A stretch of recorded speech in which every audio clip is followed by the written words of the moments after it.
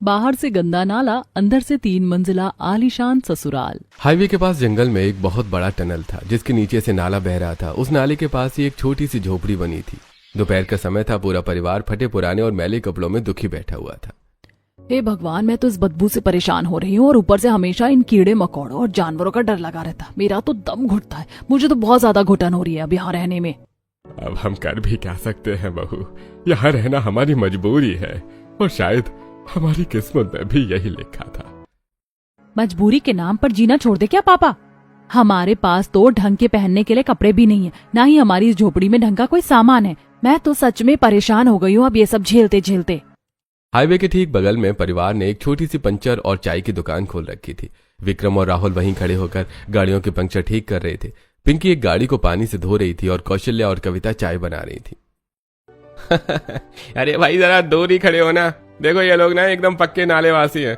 वो जो सामने टनल के पास गंदा नाला बह रहा है ना, उसी के पास इनकी झोपड़ी है। अरे वही तो मैं सोचूं कि इतनी भयंकर बदबू कहां से आ रही है, पता नहीं है लोग वहां कैसे रह लेते हैं। कविता 2 गर्मा गर्म चाय लेकर उन आदमियों के पास जाती है।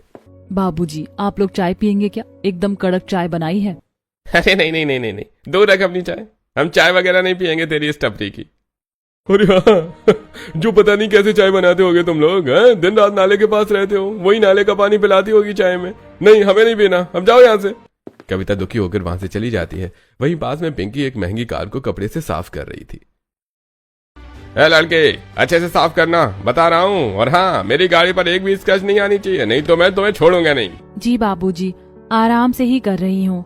वैसे तुम लोग उसी सड़े हुए नाले के पास रहते हो ना? अरे यार, तुम्हें रात में नींद आ जाती है क्या उस बदबू में, या बदबू सूंघने की आदत पड़ गई है तुम्हें? पिंकी ये सब सुनकर बहुत दुखी होती है, लेकिन वो कुछ बोलती नहीं है। उधर विक्रम और राहुल एक कार का टायर ठीक कर रहे थे। बाबूजी, पंचर बन गया है, पैसे दे दीजिए। हाथ पीछे रख अपना। कार मालिक महेश विक्रम को हाथ में पैसे नहीं देता, बल्कि वो पैसों को जमीन पर फेंक देता है।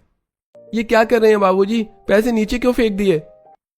अरे उठा लो जमीन से, क्योंकि तुम लोग गंदे हो, दिन रात नाले के पास रहते हो। अगर मेरा हाथ तुम लोगों से टच हो गया ना, तो मैं भी गंदा हो जाऊंगा। इसलिए ऐसे ही पैसे लो और खुश रहो। ये बोलकर महेश अपनी कार लेकर वहां से चला जाता है। विक्रम और राहुल बहुत दुखी होते हैं और उन पैसों को एक एक कर उठाते हैं। शाम का समय हो जाता है। एक बड़ी सी चमचमाती गाड़ी दुकान के सामने आकर रुकती है। उसमें से एक आदमी हाथ में एक बड़ा सा पैकेट लेकर निकलता है। अरे सुनो, आप लोग गरीब है ना, इधर आओ सब, मैं आप लोगों के लिए खाना लाया हूँ। पूरा परिवार खुश होकर वहां आ जाता है। वो आदमी उन्हें जमीन पर बिठाता है और पैकेट खोलकर उनके सामने रख देता है। लो, आप लोग खाइए आराम से। जैसे ही राहुल और विक्रम खाना खाते हैं तो वो उसे थूकने लगते हैं। बाबूजी, इस खाने में से तो भयंकर बदबू आ रही है, ये तो खराब हो गया है। अरे तो क्या हुआ, यही तो है तुम लोगों का खाना। 2 दिन पुराना एक शादी का बचा हुआ था, मैंने सोचा कि 10 मिनट में फेंकने से अच्छा है तुम लोगों को दे आऊं। यह बोलकर वो अमीर आदमी वहां से चला जाता है। रात हो जाती है। पूरा परिवार अपनी झोपड़ी में वापस आ गया था। हे भगवान, ये कैसी परीक्षा ले रहा है तू हमारी? हम गरीब है तो क्या हमारी कोई इज्जत नहीं इस दुनिया में? अरे आजकल की दुनिया ही ऐसी है कौशल्या, हम गरीब हैं तो कोई हमारी इज्जत नहीं करता, लेकिन हम कर भी क्या सकते हैं, यहाँ नाले के पास रहना हमारी मजबूरी है। अरे दुनिया वालों के सीने में दिल नहीं, पत्थर है पत्थर। कोई हमारी मजबूरी नहीं समझता, बस आते जाते सब हमारा मजाक बनाते हैं। कुछ समय बीत जाता है। अगले दिन पूरा परिवार दुकान पर आ चुका था। सभी अपने अपने काम में लगे हुए थे। तभी वहां एक गाड़ी आकर रुकती है। बताइए बाबूजी, क्या करना है? हवा चेक करनी है क्या? ए, हाथ पीछे हटा, तुमने मेरी कार को कैसे छुआ? अरे बाबूजी, हम तो बस पूछ रहे थे। आइंदा से अगर तुम लोगों ने मेरी कार को छुआ ना, तो मैं छोड़ूंगा नहीं। वैसे भी तुम जैसे गंदे लोग गाड़ी को हाथ लगाएंगे तो इसकी कीमत कम हो जाएगी। तुम लोग उसे सड़े हुए नालों के पास रहते हो ना, गंदे हो तुम, गंदे। यह बोलकर वो आदमी अपनी कार लेकर चला जाता है। कुछ देर बाद वहां एक बड़ी वैन आकर रुकती है। सुनो, थोड़ा सा पीछे वाली टायर की हवा चेक करो जल्दी। विक्रम और राहुल हवा चेक करने लगते हैं। राहुल वैन के पीछे जाता है और उसे अंदर से किसी लड़की के रोने की आवाज आती है। ये आवाज कैसी है? लगता है कोई रो रहा है इस वैन के अंदर। राहुल वैन के अंदर झांक कर देखता है। अंदर एक लड़की बंधी हुई पड़ी थी और उसके मुंह पर कपड़ा बंधा हुआ था। लगता है ये आदमी इस लड़की को किडनैप करके ले जा रहा है। तभी वैन का मालिक राहुल को अंदर झांकते देख लेता है। वो घबरा कर तुरंत वैन को वहां से ले जाता है। भैया, पापा, उस वैन में एक लड़की है, शायद ये लोग किडनैपर हैं और उसे किडनैप करके ले जा रहे हैं, हमें उनकी मदद करनी चाहिए।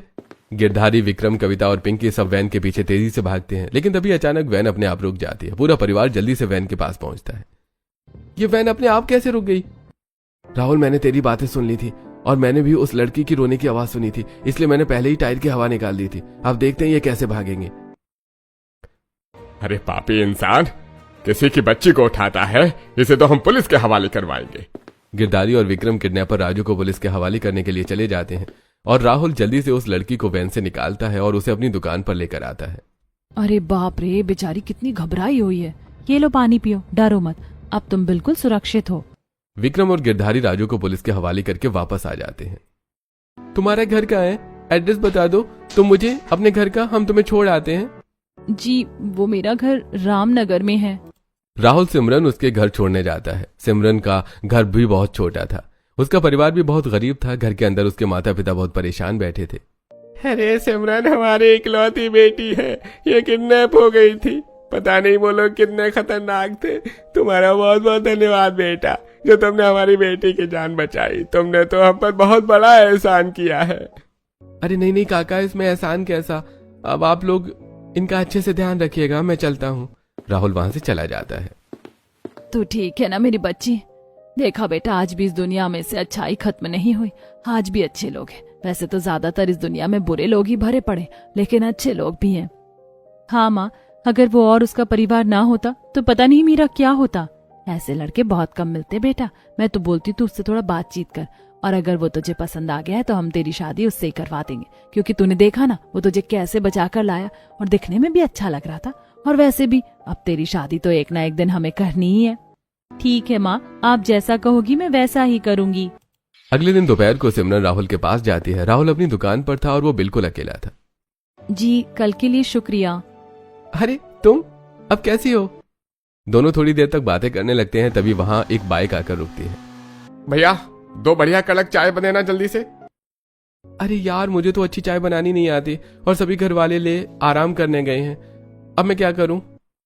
आप फिक्र मत कीजिए, मैं बना देती हूँ चाय, मुझे बहुत अच्छी चाय बनानी आती है। सिमरन चाय बनाती है और उस ग्राहक को दे देती है। अरे भैया, आपकी घरवाली ने तो एकदम कड़क चाय बनाई है। अरे नहीं नहीं भाई साहब, ये मेरी घरवाली नहीं है। ऐसे कुछ समय बीत जाता है और शाम हो जाती है। राहुल और सिमरन एक टेबल पर बैठकर चाय पी रहे थे और बातें कर रहे थे। अरे चाय तो तुमने सच में बहुत बढ़िया बनाई है। शुक्रिया। अच्छा, मुझे चलना चाहिए अब, माँ बाबूजी मेरा इंतजार कर रहे होंगे। सिमरन वहां से चली जाती है। घर पहुंचकर सिमरन अपने माता पिता को सब कुछ बताती है। माँ बाबूजी, वो लड़का बहुत अच्छा है, लेकिन उसने अपने घर परिवार के बारे में कुछ नहीं बताया। पर सच कहूँ तो मुझे वो पसंद है। अगर आप लोग एक बार उनकी फैमिली से बात कर लें तो फिर ठीक रहेगा। हाँ बेटी, हम कल ही उनकी दुकान पर जाते हैं और उनकी फैमिली से बात करते हैं। अगली सुबह कामनी और राजेश राहुल की दुकान पर आते हैं। राहुल का पूरा परिवार वहां मौजूद था। देखिए भाई साहब, आपकी लड़की सिमरन बहुत अच्छी है, हमने उसे देखा है। और देखिए, हम आपसे कुछ भी छुपाना नहीं चाहते। जो आपको वो सामने टनल दिख रहा है ना, उसी के पास जो गंदा नाला बहता है, वहीं पर हमारी छोटी सी झोपड़ी है। हम लोग बहुत गरीब हैं, यही जो ये 2 दुकानें हैं पंक्चर और चाय की, बस यही हम चलाते हैं। देखिए भाई साहब, हमारे पास पैसा बहुत कम है, गरीब है हम ये बड़े बड़े वादे तो नहीं कर सकते कि आपकी बेटी को महलों की रानी बना कर रखेंगे, लेकिन ये बात पक्की है कि हम कभी उसे रोने नहीं देंगे। जैसा रूखा सूखा हम खाएंगे वैसे ही उसे भी खिलाएंगे। अरे गिरधारी जी, आप कैसी बातें कर रहे हैं? देखिए, गरीब तो हम भी हैं। आपका घर जैसा है वैसा ही हमारा घर है, और हमें घर से कोई लेना देना भी नहीं है। हमें तो बस एक अच्छा लड़का चाहिए, और हमें लड़का पसंद है, इसलिए हमारी तरफ से तो ये रिश्ता पक्का समझिए। कुछ दिनों बाद राहुल और सिमरन की शादी हो जाती है। सिमरन झोपड़ी के बाहर खड़ी थी। आ जा बहू, देखो बेटा, यही हमारी झोपड़ी, हम इसी में रहते हैं। घर में कोई सामान नहीं है, हम सब जमीन पर ही सोते हैं, और चाय पंक्चर का छोटा सा काम है हमारा। और हाँ, इस बदबू की तो आदत डाल लेना, ये हमारा परमानेंट रूम फ्रेशनर है। अब तुम इस घर की बहू हो तो तुमको ही सब कुछ देखना है। झोपड़ी तो बहुत ज्यादा छोटी है और ये नाले की बदबू भी कितनी तेज आ रही है, लेकिन कोई बात नहीं, सब कुछ ठीक हो ही जाएगा धीमे धीमे। कुछ समय बीत जाता है। रात के 2 बज रहे थे। झोपड़ी में सब जमीन पर सो रहे थे। सिमरन भी जमीन पर सो रही थी, लेकिन मच्छर और बदबू के कारण उसे नींद नहीं आ रही थी। मुझे तो यहाँ एक पल की भी नींद नहीं आ रही है। तभी बाहर से किसी जंगली जानवर के जोर से चिल्लाने की आवाज आती है। हे भगवान, ये कैसी आवाज थी? लगता है कोई जंगली जानवर था। हे भगवान, मच्छर, नाले की बदबू और जंगली जानवर, सारी मुसीबतें मेरे ऊपर ही क्यों आ रही हैं? नहीं सिमरन, बाबूजी ने समझाया था ना कि जैसा भी है सब एडजस्ट करना पड़ेगा। और वैसे भी ये लोग दिन रात काम तो करते ही हैं, एक न एक दिन ये लोग पक्का घर तो बनवा ही लेंगे। सिमरन यही सोचते हुए जैसे तैसे सो जाती है। अगली सुबह सिमरन अपनी पहली रसोई बनाने के लिए बैठी है। झोपड़ी में एक कोने में एक छोटा सा चूल्हा बना था। माँ जी, इसमें तो राशन ही नहीं है, मैं क्या बनाऊं? बेटा, वो जो छोटा सा डिब्बा रखा है ना कोने में, उसमें कुछ थोड़ा बहुत आटा वाटा रखा है, उसी से कुछ बना दो सबके लिए। सिमरन उस डिब्बे से आटा निकालती है। वो देखती है कि आटा बहुत पुराना और खराब है, लेकिन फिर भी वो उससे कुछ बनाती है और सभी घर वालों को परोस देती है। हे भगवान, ये लोग ऐसा खाना खा रहे हैं। ये आटा तो मुझे बिल्कुल भी सही नहीं लग रहा था, एकदम खराब आटा था। यहाँ के हालात तो सच में बहुत ज्यादा खराब है। दोपहर का समय हो जाता है। पूरा परिवार अपनी दुकान पर काम कर रहा था। सिमरन भी वहां पर काम कर रही थी। अरे वाह, नाले के कीड़ों के घर नई बहू आ गई। अरे ये लोग तो पैदाइशी भिखारी है भाई। पूरा परिवार ये सब सुनता है, लेकिन कोई भी कुछ नहीं बोलता। इनके पास तो बहुत गरीबी है, लोग मुंह पर इनका इतना गंदा मजाक बना रहे हैं, लेकिन तब भी घर का कोई आदमी कुछ नहीं बोल रहा। रात का समय हो जाता है। पूरा परिवार झोपड़ी के अंदर बैठा हुआ था और सभी बहुत ज्यादा दुखी थे। आज दुकान पर बिल्कुल बोनी नहीं हुई। जो 2-4 पैसे आए थे उसमें से तो राशन भी नहीं आ सकता था। आज तो चूल्हा नहीं जलेगा, सब ऐसे ही पानी पीकर सो जाओ। सिमरन सभी घर वालों को पानी देती है। अरे आप लोग इतने उदास क्यों हो रहे हैं? कोई बात नहीं ना, कभी कभी उपवास भी तो सेहत के लिए अच्छा होता है। आज हम सब मिलकर बातें करेंगे। कोई चुटकुला सुनाओ ना विक्रम भैया। सिमरन की ये बातें कोई नहीं सुनता।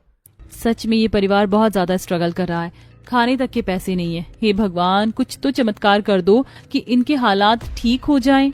अगले दिन दोपहर को सिमरन झोपड़ी के बाहर बैठी थी, तभी राहुल वहां आता है। सिमरन, ये लो, ये गिफ्ट मुझे तुम्हें कल ही देना था, लेकिन आज दे रहा हूँ। सिमरन जल्दी से वो गिफ्ट ओपन करती है। अंदर एक अच्छा स्मार्टफोन था। ये क्या स्मार्टफोन? आप ये क्यों लाए हैं? ये तो बहुत महंगा होगा ना? हाँ, थोड़ा महंगा तो है। मैंने कई महीनों से पंक्चर जोड़ जोड़ कर कुछ पैसे जोड़े थे।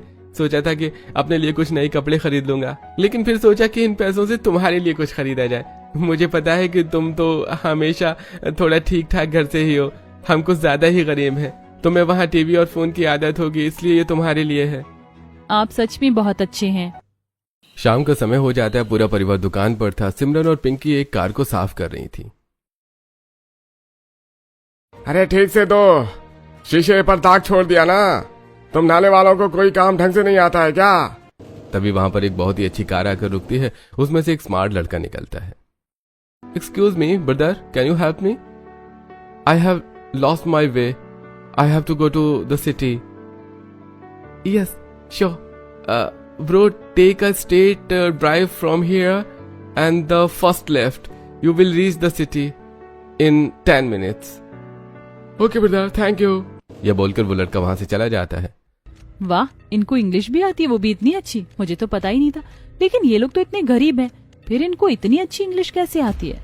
हाँ, शायद हाईवे पर लोगों से बात कर करके थोड़ा बहुत सीख ली होगी। अगली सुबह राहुल सिमरन के पास आता है। उसके हाथ में कुछ फटे हुए कपड़े हैं। सिमरन, मेरे पास ये 2 ही जोड़ी कपड़े हैं। एक जोड़ी मैंने पहन लिए हैं और दूसरी जोड़ी मेरे हाथ में है। तो अब तुम्हें इनको अच्छे से धोना है, क्योंकि ये बहुत ज्यादा गंदे हो गए हैं, और कोशिश करना कि जल्दी सूख जाएं, क्योंकि मेरे पास बस 2 ही जोड़ी कपड़े हैं। ठीक है, आप टेंशन मत लीजिए, मैं अभी धोकर इनको सुखा देती हूँ। सिमरन कपड़े लेकर पास वाले तालाब पर पहुंचती है और कपड़े धोने लगती है। तभी वो कपड़ों को ध्यान से देखती है। कपड़े बहुत फटे हुए थे। कितनी गरीबी है इन लोगों के पास। ये पैंट इतना फटा हुआ है, अब इसको धोकर ये पहनेंगे तो कैसे लगेंगे? सिमरन धोने से पहले पैंट की जेब चेक करती है। तभी उसे पैंट की जेब में कुछ पैसे और क्रेडिट कार्ड मिलता है। ये क्या, इतने सारे पैसे और ये क्रेडिट कार्ड?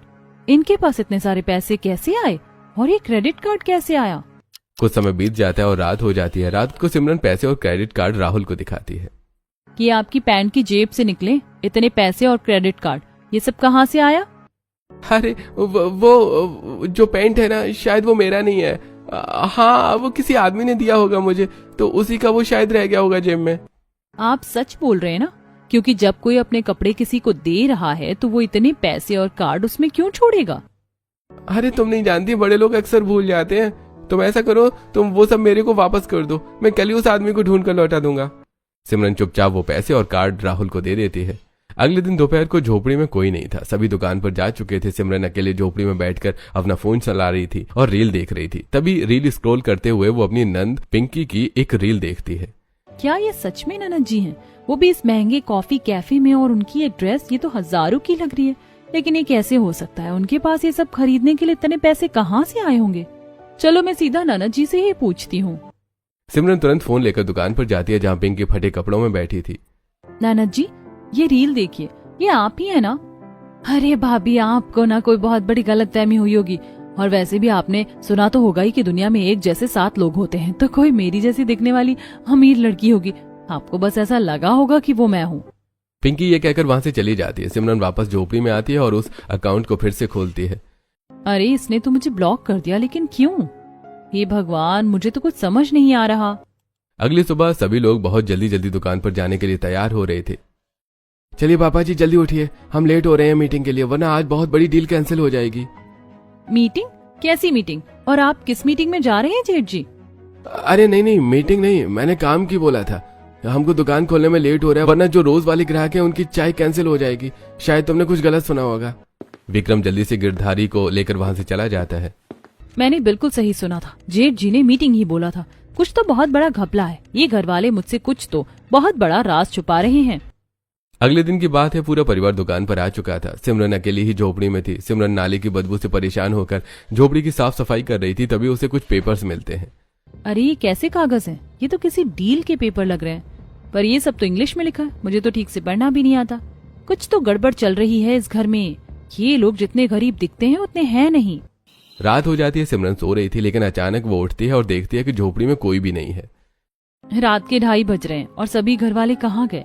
जब मैं सोई थी तब तक तो सभी एक साथ सोए थे, लेकिन अब कहाँ गए? सिमरन उठकर झोपड़ी के बाहर आती है और चारों तरफ देखती है, लेकिन वहां उसे कोई नहीं दिखता। माँ जी, राहुल, कहाँ हो आप सब? तभी सिमरन को जंगली जानवरों की आवाज आती है। सिमरन बहुत डर जाती है। ये भगवान, ये आवाज तो किसी जंगली जानवर की लग रही है। सिमरन जल्दी से झोपड़ी के अंदर जाती है और सो जाती है। सुबह जब वो उठती है तो देखती है कि सभी घर वाले अपनी अपनी जगह पर सो रहे हैं। उठिए सब, आप लोग रात में कहाँ गए थे? आप सब लोग गायब हो गए थे। मैंने आप लोगों को बाहर भी ढूंढा था। मुझे बहुत ज्यादा डर लग रहा था। अरे नहीं, क्या बकवास कर रही है तू? तूने पक्का कोई बुरा सपना देखा होगा और तू सपने में उठी होगी। हम तो कहीं नहीं गए थे, हम तो यहीं अपनी जगह पर सो रहे थे। हाँ बहू, इस नाले की बदबू से तेरा दिमाग फिर गया है। हम रात में उठकर क्या नाले में डुबकी लगाएंगे? मैंने सपना देखा होगा। नहीं, ऐसा हो ही नहीं सकता। मैंने तो फोन में टाइम भी देखा था और मैं बाहर भी गई थी। ये कोई सपना नहीं था।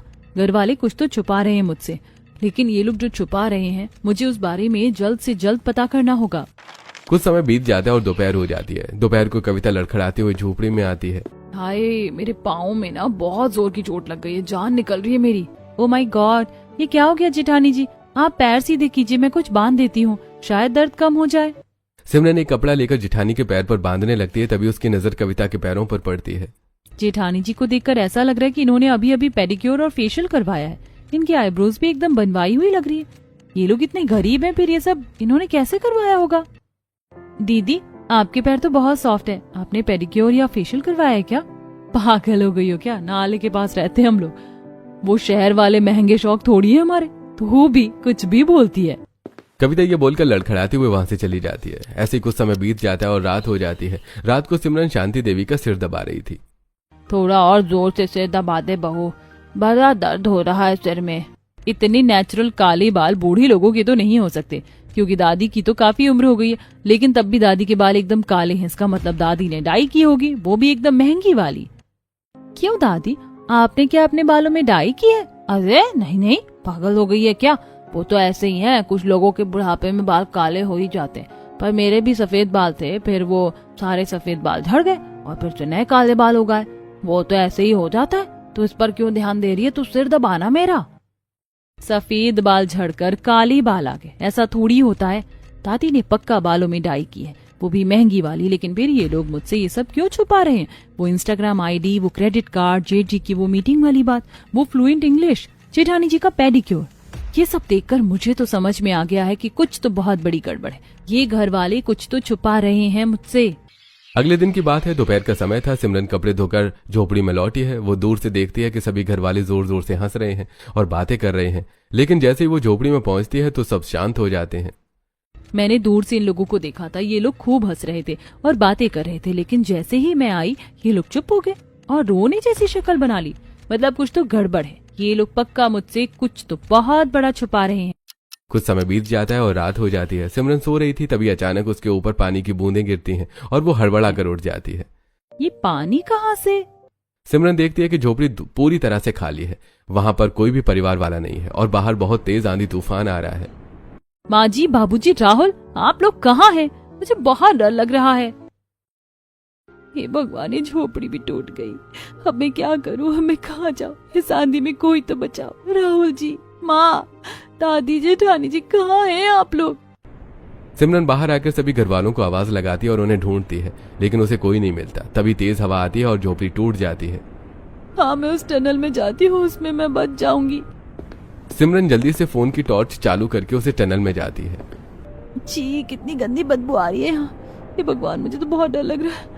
कहीं यहाँ कोई जंगली जानवर ना छुपा हो। सिमरन धीमे धीमे टनल में आगे बढ़ती है, लेकिन तभी वो अचानक रुक जाती है क्योंकि उसे सामने सीढ़ियां दिखाई देती हैं। ये क्या? टनल के अंदर से ये सीढ़ियां कहाँ से आई और वहां से रोशनी कैसी आ रही है? सिमरन उन सीढ़ियों से जाती है और एक आलीशान 3 मंजिला घर के पास पहुंच जाती है। घर बहुत ज्यादा बड़ा था और घर के बाहर नेम प्लेट पर लिखा था गिरधारी निवास। गिरधारी निवास? ये तो ससुर जी का नाम है। अब ये क्या गड़बड़ है? हे भगवान, मुझे कुछ समझ नहीं आ रहा। ये सब क्या हो रहा है? चलो कोई नहीं, अब अंदर जाकर ही देखती हूँ। सिमरन घर के अंदर जाकर देखती है तो हैरान रह जाती है। घर अंदर से बहुत ज्यादा आलीशान और बड़ा था। हॉल उसका सारा परिवार बैठा था। सभी ने अच्छे कपड़े पहने थे और सभी एक साथ बैठकर टीवी देख रहे थे। अरे कविता, पकौड़े तो एकदम कड़क बनाए आज। टीवी की आवाज थोड़ी तेज कर। राहुल, सच में आज तो बहुत मजा आ रहा है बारिश के समय अपने परिवार के साथ टीवी देखने में। हे भगवान, ये सब क्या है? तभी कविता सिमरन को देख लेती है और वो बहुत घबरा जाती है। माँ जी, बाबूजी, उधर देखिए, सिमरन ने हमें देख लिया। सिमरन, तुम मैं कैसे कहूँ, वो मुझे कुछ समझ नहीं आ रहा है। मैं तुम्हें कैसे समझाऊं? ये सब क्या है राहुल? आप लोग दोहरी जिंदगी जी रहे हैं। मतलब बाहर आप लोग ऐसे भिखारी वाली हालत में रहते हैं और अंदर कुछ और ही है। ये सब क्या है? कोई मुझे कुछ बताएगा क्या? बहू, शांत हो जा। मतलब मेरा शक सही था जो मैंने देखा। पेडिक्योर, क्रेडिट कार्ड, इंग्लिश और कैश, सब सच था। मैं बाहर आप सबकी फिक्र में मर रही थी कि इस तूफान में आप लोग कहाँ होंगे, कैसे होंगे। झोपड़ी भी उड़ गई और आप लोग मुझे इतने टाइम से बेवकूफ बना रहे थे। मुझे क्या पागल समझ रखा था आप सबने? सभी घर वाले उठकर सिमरन के पास आते हैं। देखो बहू, तुम जैसा समझ रही हो वैसा कुछ नहीं है। ये जो भी हम कर रहे हैं, ये सब हमारी एक मजबूरी है। कैसी मजबूरी पापा जी? ऐसी कौन सी मजबूरी है जो आप लोग इस तरह से रह रहे हैं? बहू, पहले हम बहुत बड़े बिजनेस व्यापारी थे। शहर में हमारा अच्छा व्यापार चलता था। फिर हमने अपना व्यापार बढ़ाने के लिए शहर के ही 2 बड़े व्यापारियों से थोड़ा कर्जा लिया और तब से ही हमारी जिंदगी बदल गई। क्योंकि वो दोनों व्यापारी बहुत बड़े लालची और धोखेबाज निकले। उन्होंने हमारी कागजों में हेराफेरी करके अपने पैसे बढ़ा दिए, हमें पूरी तरह से लूट लिया। उन्होंने हम पर झूठा इल्जाम लगाया कि हमने उनसे करोड़ों रुपए लिए हैं और हम पर केस कर दिया। फिर वो दोनों व्यापारी कर्ज के नाम पर हमें बहुत परेशान करने लगे। बहू, गुंडे भेजकर हमें धमकियां देने लगे। हमारे पास जो कुछ भी प्रॉपर्टी थी उन्होंने वो भी हमसे छीन ली। हम इतने परेशान हो गए थे कि जीना मुश्किल हो गया था और पुलिस भी हमारी कोई मदद नहीं कर रही थी। तब मुझे एक आइडिया आया बहू। मैंने पूरे शहर में, पूरे बाजार में ये अफवाह फैला दी कि हमारा सब कुछ लुट गया है, सब चोरी हो गया है और अब हमारे पास कुछ नहीं बचा। लेकिन असल में हमारे पास बहुत कुछ था। हाँ, फिर मैंने उन्हीं बचे पैसों से यहाँ आकर जंगल में इस टनल के अंदर ये 3 मंजिल आलीशान घर बनवाया। हम लोगों के सामने भिखारी बने रहे और इस घर में आकर हम अपनी आलीशान जिंदगी जीते रहे। अब जो वो कर्ज वाले हैं, जब वो हमें बाहर उस फटेहाल हालत में देखते हैं तो वो खुद सोचते हैं कि इनके पास क्या ही होगा देने को। और सिमरन, वो यहाँ आते भी नहीं थे क्योंकि उनको लगता था कि इनका सब कुछ लुट गया और ये लोग भिखारी हैं, तो फिर इन्होंने हमें परेशान करना भी बंद कर दिया। लेकिन अभी भी वो कभी कभी हमें परेशान करने आ ही जाते हैं और हमारा वो झूठे कर्ज का केस भी कोर्ट में चल रहा है। हम इसी घर में छुपकर अपना बिजनेस भी चलाते हैं और मुझे पता है बहू कि हम जल्दी ही केस जीत जाएंगे और फिर सब कुछ ठीक हो जाएगा। मैं आपकी बातों को समझती हूँ, लेकिन आप लोगों ने मुझे क्यों नहीं बताया? मैं तो आपकी अपनी थी ना, इस घर की बहू हूं ना मैं। देखो बेटा, हम तुम्हें सब कुछ बताना चाहते थे, लेकिन हमें लगा कि तू नहीं है। कहीं तू ये सब कुछ सभी को ना बता दे, और अगर ये बात बाहर फैल जाती तो जो कर्ज वाले हैं वो हमें फिर से परेशान करते, इसीलिए हमने तुझे कुछ नहीं बताया। मैं समझ गई माँ जी, मेरी वजह से आप सबकी जान खतरे में आ सकती थी। आपने जो किया अपने परिवार को बचाने के लिए ही किया, लेकिन अब से मैं भी आप लोगों के साथ हूँ। कुछ ही दिनों बाद सिमरन भी अपने परिवार की तरह डबल लाइफ जीना स्टार्ट कर देती है। क्या बात है सिमरन, तू तो एकदम पक्की भिखारी लग रही है आज, किसी को शक ही नहीं होगा। अरे जेठानी जी, बाहर भिखारी और अंदर राजकुमारी, यही तो स्वैग है अपनी फैमिली का। रात का समय हो जाता है। पूरा परिवार टनल के अंदर अपने 3 मंजिला घर में आ चुका है। सब नहाकर अच्छे कपड़े पहनते हैं और फिर एक साथ बैठकर डाइनिंग टेबल पर डिनर करते हैं। लीजिए जेठ जी, बाहर सूखी रोटी का नाटक बहुत हो गया, अब ये पनीर खाइए। अगले दिन दोपहर का समय था। पूरा परिवार अपनी दुकान पर काम कर रहा था, तभी वहां पर 2 गुंडे आते हैं। छी, कितनी भयंकर बदबू आ रही है यहाँ पर। अरे तुम्हारे पास है ही क्या आप सेठ जी को देने को? हाँ, तुम लोग तो खुद एकदम भिखारी हो गए हो। अरे भैया, सेठ जी से कहो हमें माफ करते, हम लोग भिखारी हो गए, हमारे पास कुछ भी नहीं देने को, कई दिनों से कुछ खाया भी नहीं है। हाय राम, लूट लिया उस सेठ ने हमें। हम तो सड़क पर आ गए। भैया एक काम करो, ये मेरी फटी हुई चप्पल बची है, इसे ले जाकर सेठ के मुंह पर मार दो, मेरा मतलब दे दो, शायद ये उसके कुछ काम आ जाए। अरे चुप कर बढ़िया, चलो यहाँ से, एकदम नाले के कीड़े हो गए हैं ये लोग, आदिवासी हो तुम लोग। दोनों गुंडे वहां से चले जाते हैं। उनके जाने के बाद पूरा परिवार वापस उस टनल में आता है। रात हो गई थी। सभी नहाकर अच्छे कपड़े पहनते हैं और पूरा परिवार अच्छे से तैयार हो जाता है। देखा बहू, अब ये हमें ज्यादा परेशान करने भी नहीं आते। इन्हें यकीन हो गया है कि हमारे पास कुछ नहीं है। हमारी ये फटी हालत और नाले की बदबू ही हमारी सबसे बड़ी ढाल है, और देखना जल्दी ही हम केस जीत जाएंगे और फिर ये सब ड्रामा खत्म हो जाएगा। सीरियसली यार, बाहर एकदम पंचायत वेब सीरीज वाली गरीबी चल रही थी और अंदर आते ही कॉफी विद करण वाली फीलिंग आ रही है। सच में हमारे परिवार का तो स्वैग ही अलग है, और डबल लाइफ जीने का तो मजा ही अलग है। सच में नाना जी, दुनिया वालों को लगने दो कि हम नाले के कीड़े हैं और आदिवासी हैं, लेकिन किसी को पता नहीं होगा कि इस टनल के अंदर क्या चल रहा है। सच बताऊं, मैंने तो कभी सोचा नहीं था कि मेरा ससुराल इतना आलीशान होगा। यहाँ आकर तो मेरी किस्मत ही बदल गई। बस एक बार ये सब खत्म हो जाए, फिर मैं इसके बारे में अपने माता पिता को भी बताऊंगी, वो लोग भी खुश होंगे।